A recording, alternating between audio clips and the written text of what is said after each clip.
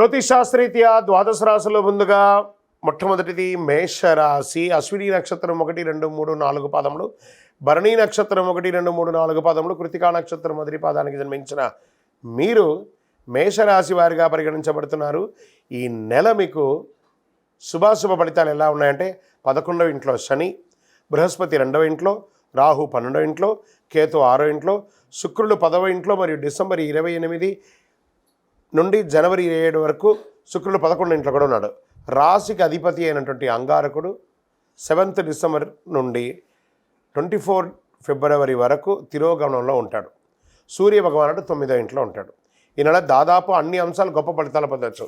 మేషరాశి వారికి గత కొన్ని రోజులుగా మీరు అనుభవిస్తున్నటువంటి మనక్షోభ, మానసిక ఆర్థిక సామాజిక క్షోభ కొంచెంగా ఉపశమనం అయ్యే అవకాశాలు ఉంటాయి. పరోక్షంగా ఆర్థికమైనటువంటి ప్రయోజనాలను పొందుతారు. బెట్టింగ్స్ లేదా షేర్ మార్కెట్ స్పెక్యులేషన్ ద్వారా, రియల్ ఎస్టేట్ ద్వారా చాలా కలిసి వస్తుంది. ఈ నెల ఆత్మవిశ్వాసం పెరుగుతుంది. ఏదైనా సాధించాలి అనే ఒక సంకల్పం. ఇన్ని రోజులు నేను టైంపాస్ చేశాను, ఇక మీదట కూడా నేను ఏదైనా సాధించకపోతే ఎలా, నా వయసు పెరుగుతుంది కదా అనే ఒక భావన మీలో వచ్చినప్పుడు మాత్రమే మీరు వెలుగులోకి వస్తారు. మీ పాత వాహనాన్ని మార్చుకుంటారు, కొత్తది కొనుక్కుంటారు. ప్రయోజనాలైనటువంటి ఖర్చులు, అది ఒక్కొక్కసారి పని భారంగా కూడా ఉంటుంది. ఆర్థిక సంబంధాలు కొన్ని క్లిష్ట పరిస్థితులు కూడా ఎదురు చూసుకోవచ్చు. వ్యాపార విస్తరణ, expansion of your business, me business people దగ్గర నుంచి బాగా పోటీ రావడం, ఇవన్నీ జరుగుతూ ఉంటుంది. చిన్న తరహా పరిశ్రమలు, వాటికి చాలా లాభాలు ఉంటాయి. దూర ప్రయాణాలు మ్యాక్సిమం వాయిదా వేయండి, కలిసి రాదు దూర ప్రయాణాలు. ఉద్యోగంలో పనిచేసే వారికి పని భారం పెరగవచ్చు. పై అధికారుల నుంచి స్ట్రెస్, కూడా పనిచేస్తున్న వాళ్ళ ద్వారా చిన్న ఇబ్బంది ఉంటుంది. లేదా మీకు అకాల ట్రాన్స్ఫర్స్ ఇవన్నీ కూడా ఉంటుంది. నిరుద్యోగులకి ఆఫర్స్ వచ్చే అవకాశాలు, ఎండ్ ఆఫ్ ద మంత్ వచ్చే అవకాశాలు ఉన్నాయి. నూతన రుణ ప్రయత్నాలు కలిసి రావు. దొరికింది కదా అని చెప్పి అప్పులు తీసుకోవడం మొదలుపెట్టకండి. తిరిగి కట్టేటప్పుడు చాలా నొప్పి ఉంటుంది. ఇప్పుడు పని అయిపోతుంది కదా అనుకోవద్దు.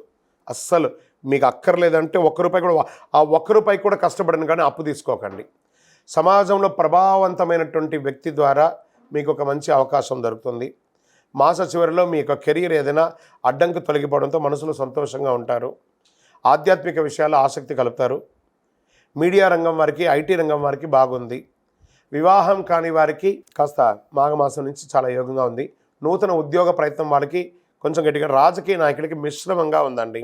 మీకు అనుకూలమైనటువంటి రోజులను చెప్పుకుంటే డిసెంబర్లో 2, 5, 8, 11, 15. చంద్రాష్టమం డిసెంబర్ 1, 2 తెల్లవారుజామున వరకు ఉంటుంది. ఈ 2 రోజులు సంతకం పెట్టిన, వాహనం నడిపినా చాలా జాగ్రత్తగా ఉండి. అదృష్ట సంఖ్యలు అని చెప్తే 1, 3, 7 చెప్పచ్చు. పూజించాల్సినటువంటి దేవుడు ఎవరంటే ఈ నెల శివుని ఆరాధన ఎక్కువ చేయండి. తర్వాత ఆంజనేయ స్వామికి ప్రదక్షిణం చేయండి. పరిహారంగా శివస్తోత్రం చేయండి, చక్కగా అభిషేకం చేయండి. ఆంజనేయ స్వామికి తమలపాకు పూజ చేయండి. అతి శక్తివంతమైనటువంటి కరుంగాళి మాలను ధరించండి. సకల ఐశ్వర్యాలు పొంది ఆనందంగా ఉంటారు. అన్ని రకాలుగా యోగంగా ఉంటారు. మీ యొక్క వ్యక్తిగత జాతకానికి కింద కనబడుతున్న నంబర్కి మీ యొక్క date of birth, time of birth, place of birth WhatsApp చేయండి. విజయోస్తు.